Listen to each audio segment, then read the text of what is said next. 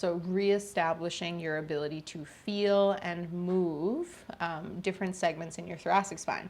Now, if you're one of those people that's been in Kinstretch for a long period of time and you've been working on things like hinge point training or segmental cat-cows and spine segmentation, and you're just like, I really struggle with like the area between my shoulder blades especially, but like with my thoracic spine in particular and feeling it, you're probably one of those people that is missing the rib cage element.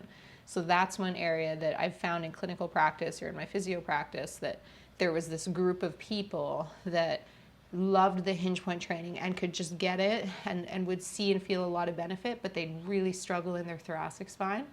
And then I would, in the past, take this like FRC Kinstretch route and just find that like it's really slow going, or it feels like it's plateauing. Whereas when I start to insert work that helps to restore rib cage expansion, then it's like this door unlocks, and now suddenly they can go do their segmentation work and get way more out of it and need to spend way less time doing hinge point training to see the results. So if you're one of those people, that's something to consider as well. If you've done hinge point training before and you know you struggle with it, again, please consider the rib cage stuff. So we'll start you with segmentation, because once you have decompressed, taken some of the pressure off, given yourself more space to work with, unlocked your ribs, your vertebrae, your individual vertebrae in your thoracic spine should be more willing to move.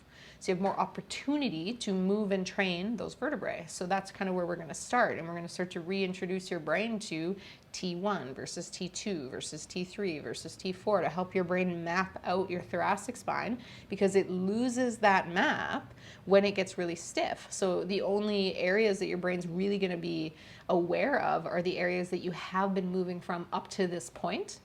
And so then when you move, you bend over and you move your spine, you're more likely to move from those spots, because that's what your brain and that's what your system knows. So once we unlock that door and we give you more options, we have to reintroduce your brain to all those other options. It's almost like attaching booster cables in and being like, hey, remember T2 to T5?